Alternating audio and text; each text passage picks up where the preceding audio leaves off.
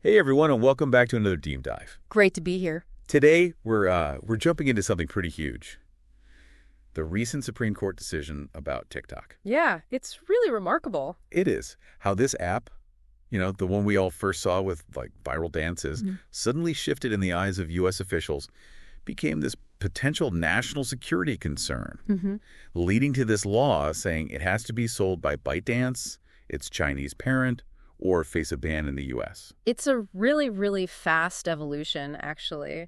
And our goal today really is to dig into the main reasons behind this whole legal fight. Exactly. And unpack the Supreme Court's unanimous decision upholding the law. We want to give everyone listening a clear, concise understanding, without getting too bogged down in the legal jargon. Perfect. Consider this your straightforward guide to what's really driving this. Yeah. And to do that, we've gathered some key source materials. We'll be looking at bits from the actual Supreme Court opinion, that's TikTok Inc. v. Garland. We've also got a really good AP News piece called How TikTok Grew from a Fun App for Teens into a Potential National Security Threat. That one lays out the timeline nicely. It does, and we have important excerpts from TikTok CEO Shou Chu's testimony to Congress, plus a CNET article listing some TikTok alternatives people might be curious about. So the plan is, we'll start with how these concerns even began, the origins of TikTok and ByteDance. Yeah. Then we'll look at the government's talks with ByteDance, why those stalled, and this new law, the Protecting Americans from Foreign Adversary-Controlled Applications Act. Right, the act itself. Then the legal challenges, what the D.C. Circuit Court decided, and finally the Supreme Court's ruling. We'll also touch on worries beyond just data, like the algorithm. And briefly look at other apps out there. Yeah. So let's get started. Where did this all begin? How did TikTok make that leap from, fun app to potential threat? It feels so quick. It really does feel quick. The AP News article points to 2017 as a key moment. That's when TikTok merged with Musical. I remember that. Yeah, another short video app, huge with teens back then. That merger really broadened TikTok's appeal beyond just lip syncing. What? But ByteDance itself, the parent company, was founded way back in 2012 in China by Zhang Yimin. Their first big success was actually an app called Tuqiao. Tuqiao. Yeah, it's a news aggregator, personalized news. Massive in China. Then in 2016, they launched Douyin, which is essentially the Chinese version of TikTok. Oh, okay. So Douyin came first for China. Exactly. And seeing its success, they launched TikTok later in 2016, specifically for markets outside China. Got it. So it wasn't an overnight global thing. It built up.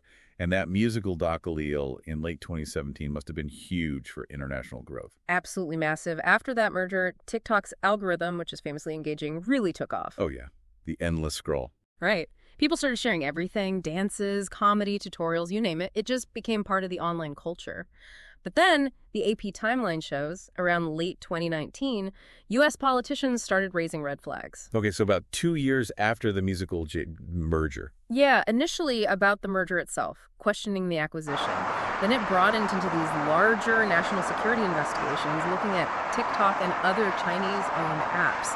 That's really when the perception flipped, from fun app to potential threat, at least for U.S. officials. Wow. Just a couple of years.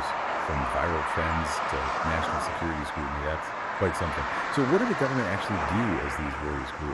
Well, the Supreme Court opinion mentions that during 2021 and 2022, the executive branch was actually in talks with ByteDance. Negotiating. Yeah, trying to hammer out some kind of national security agreement. The idea was to let TikTok keep operating in the U.S., but with safeguards in place to address the government's concerns. Makes sense. Did it work?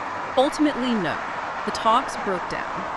The opinion states that executive branch officials decided the solutions ByteDance was offering just weren't enough. They didn't adequately mitigate the national security risks they saw. And the opinion doesn't detail why they weren't enough. Not in great detail, no. But the failure of those talks basically set the stage for Congress to act. Which led to the Protecting Americans from Foreign Adversary-Controlled Applications Act. Quite a name. It is, but it tells you the focus. So what does this law actually mandate? So this act, Public Law 11850, makes it illegal, basically, for app stores or web hosting services, things like that, to distribute, maintain, or update any app defined as a foreign adversary-controlled application here in the U.S. Okay, and there are penalties. Civil penalties, yes, for violations. And critically, it defines what counts as a foreign adversary-controlled application. How does it define that? It looks at control by a foreign adversary. The act lists specific countries, though not China by name, interestingly. But it also considers things like cooperation on content recommendation algorithms or data sharing agreements. It's about control and data and the algorithm. Exactly. And it set a deadline, 270 days for these rules to kick in. There was a provision for a possible one-time 90-day extension from the president, but only if significant progress towards selling the company a qualified divestiture was being made. Okay, so a direct result of the failed talks, targeting control, data, algorithms. It's pretty clear why this ended up in court then. Absolutely no surprise there. ByteDance and TikTok Inc., joined by some TikTok users and creators, immediately challenged the act in the D.C. Circuit Court. On what grounds? Their core argument, as the Supreme Court opinion lays out, was the First Amendment, freedom of speech. They argued the law's prohibitions, forcing a sale or shutdown, plus specifically targeting TikTok and demanding divestiture, violated their free speech rights. And the D.C. Circuit, what did they decide? The D.C. Circuit looked at all the challenges together and ruled against TikTok and the other petitioners. They upheld the act. They sided with the government. Yes. And importantly, the Supreme Court noted the D.C. Circuit applied heightened scrutiny under the First Amendment. They even assumed, just for argument's sake, that the toughest standard, strict scrutiny, applied. Wow, even with strict scrutiny. Even assuming strict scrutiny, the D.C. Circuit found the act met that standard. They accepted the government's national security reasons, basically, stopping potential data collection by China and potential covert content manipulation. And they found the law was tailored enough. They concluded it was narrowly tailored to achieve those government interests. Okay, so the D.C. Circuit gives the green light. That pushes it up to the Supreme Court for the final decision, which, as we said, was unanimous in upholding the law. What was the Supreme Court's core reasoning? Their opinion really stressed that the law, as applied to TikTok, is facially content neutral. Content neutral, meaning? Meaning it's not based on the content of the speech on TikTok. The justification is about who controls the platform, a foreign adversary, and the requirement to sell it to someone else is a condition to keep operating. So not targeting what people say, but who owns the megaphone, essentially. Exactly. The court emphasized the law doesn't single out specific speech based on its message, function, or purpose. They even said TikTok couldn't get around the law just by changing the kinds of videos people post. Interesting. They specifically rejected the idea that forcing a sale to prevent a foreign adversary from potentially accessing data from 170 million Americans was just a pretext, just a sneaky way to control speech. So the data collection aspect was really central for the Supreme Court, too. Absolutely central. They saw the act as regulating TikTok because of who controls it and the potential for that controller to misuse access to massive amounts of personal data. What kind of data were they specifically worried about? You hear data, but what does that actually mean here? The Supreme Court opinion gets specific. It mentions that if a user grants permission, TikTok can access their phone's contact list. And that's not just names and numbers. Oh, what else? It can include email addresses, profile photos, job titles, even personal notes you might have saved about your contacts. Wow, that's a lot more than I realized. It is.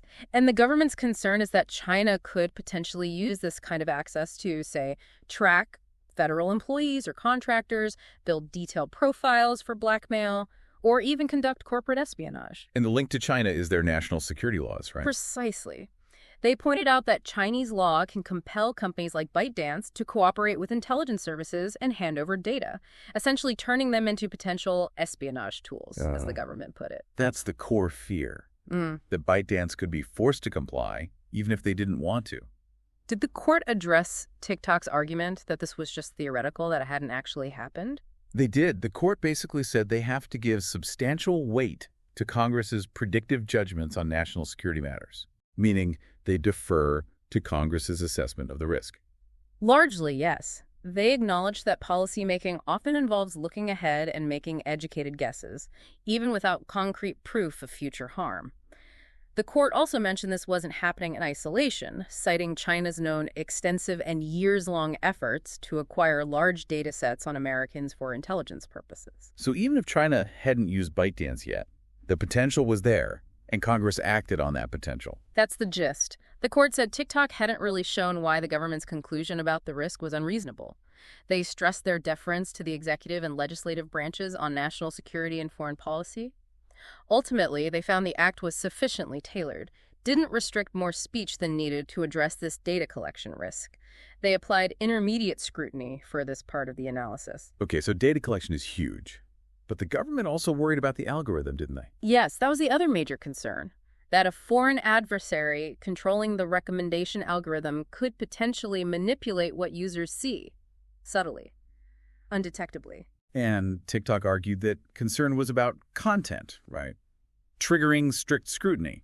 They did make that argument, but the Supreme Court kind of sidestepped needing to rule definitively on that point. How so? They basically said, look, even if we assume the algorithm concern is content-based and does trigger strict scrutiny, the act is still constitutional based on the data collection justification alone. Okay, so the data issue was strong enough on its own. Strong enough on its own, in their view. They also noted the strong bipartisan support the act got in Congress, suggesting they were reluctant to second-guess the legislature's motives. Right. And they added that the divestiture requirement, including the part about preventing ongoing operational ties related to the algorithm or data sharing, was also justified by the data collection concern. Why link the algorithm operation back to data? Because, as the court noted, ByteDance uses the data collected from U.S. users to train its algorithms in China. And they'd apparently resisted stopping that practice previously. Plus, monitoring exactly how data flows and is used is just inherently difficult. Makes sense. There was also a separate concurring opinion from Justice Gorsuch, wasn't there? What was his take? Yeah, Justice Gorsuch wrote separately. He started by really emphasizing the importance of free speech principles, and he voiced some caution about potential government overreach. But he still agreed with the outcome. He did. He acknowledged what he saw as a compelling government interest in preventing a foreign adversary from harvesting huge amounts of personal information. He made a specific point that TikTok gathers data not just from its users, but also from non-users via those contact lists we discussed. Right, the contact list issue again? Exactly. He echoed the core concern. China could compel ByteDance to cooperate and access this data for harmful things like blackmail or espionage. And while he expressed some initial skepticism about whether the law was truly content neutral, he concluded it seemed appropriately tailored, especially after years of trying less drastic alternatives through negotiation. Okay, so that covers the legal side pretty thoroughly. But it's really important we hear TikTok's perspective, too. You mentioned CEO Shou Che's testimony. What did he emphasize? He made several key commitments during that testimony. He stressed that TikTok's top priorities were, number one, safety, especially for teens. Okay. Number two, building what he called a firewall to protect U.S. user data from any unauthorized foreign access. 3, ensuring TikTok remains a platform for free expression, free from government manipulation. And 4, transparency, including working with independent third-party monitors. So safety, data protection, free expression, transparency. What specific actions did he point to? He talked about their transparency efforts, publishing reports on content moderation, providing data on government requests, developing research APIs, opening physical transparency centers. On safety, he detailed their content screening, moderation systems, and work with groups like NCMEC, the National Center for Missing and Exploited Children. He highlighted their big investments in trust and safety, particularly Project Texas. Yes, Project Texas. What was the goal there? The stated goal was to store all U.S. user data physically within the U.S., hosted by Oracle, with access controlled by U.S.-based personnel under a separate entity, USDS. He also mentioned they were actively deleting historical protected data from servers outside Oracle's control. And did he address the core concern about the Chinese government accessing data? Directly. He stated very clearly that TikTok has never shared and would not share U.S. user data with the Chinese government if asked. He also pointed to ByteDance's ownership structure, saying a majority is owned by global institutional investors, not the Chinese state, and asserted flatly, ByteDance is not an agent of China or any other country. He also tried to correct what he saw as misconceptions about the types of data TikTok collects compared to other social media apps.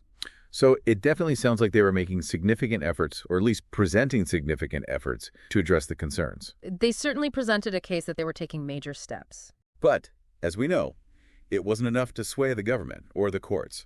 And this whole saga, it raises some really big questions, doesn't it? Yeah. The Reddit source we looked at kind of gets into that broader debate. It absolutely does. That Reddit discussion really highlights worries about the precedent this sets. You see users concerned about internet censorship, potential future restrictions on speech. Yeah, I saw comparisons to things like the Patriot Act or even China's own Great Firewall. Fears about government overreach online. Right. Some people speculate if national security is maybe masking a desire for more U.S. control over data generally. Some pointed out alleged financial links between politicians supporting the ban and Meta, a TikTok competitor. Interesting point. There's also a really strong argument in that discussion for comprehensive data privacy laws, rules that apply to all platforms regardless of where they're based, instead of singling out one app. That seems like a logical alternative approach. It does, but the counterargument always comes back to China's national intelligence law. The fact that companies there can be legally compelled to cooperate with intelligence agencies makes it hard for some to trust any assurances. Trust issue. Exactly. Yeah. The Reddit thread also mentions reciprocity, the fact that many U.S. tech giants are already blocked in China. It really encapsulates that tension. National security versus economic competition versus free expression and an open internet. It's messy. It really is. And meanwhile, for the actual users, the millions of Americans on TikTok, what happens if it does get banned or sold? The CNET article listed alternatives. What did they suggest? Well, CNET pointed to several existing platforms that have already heavily invested in short-form video features. The obvious ones are Instagram Reels and Facebook Reels. Right, Meta's offerings. And YouTube Shorts, of course. Snapchat Spotlight is another. Interestingly, they also mentioned Xiaohongshu. Yeah, sometimes called the Chinese Instagram or like a mix of Instagram and Pinterest. Apparently, some U.S. users are looking at it. Also, Lemon 8, which is actually also owned by ByteDance. Oh, so that might face similar issues down the road. Potentially, yeah. And finally, apps like Triller and ByteByte was started by a co-founder of Vine. Remember Vine? Vaguely. Wow, so there are options. There are definitely other platforms vying for that short-form video space if TikTok disappears or changes significantly.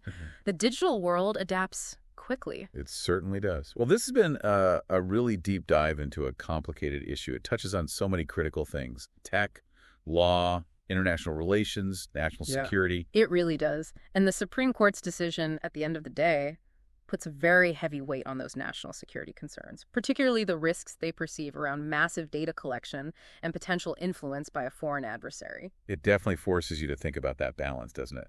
Protecting national interests versus upholding principles like free speech and keeping the internet open. What are the long-term ripple effects going to be? That's the big question, isn't it? What does this mean for other foreign-owned apps? For U.S. tech companies operating abroad? For the future of global internet governance? It's something that definitely warrants ongoing attention. A lot to think about.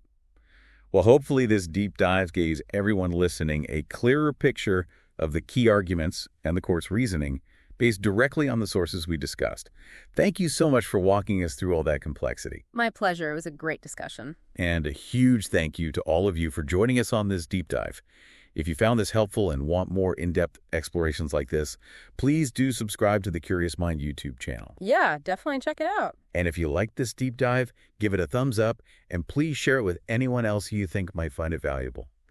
We really appreciate the support. Thanks again for tuning in. Until next time.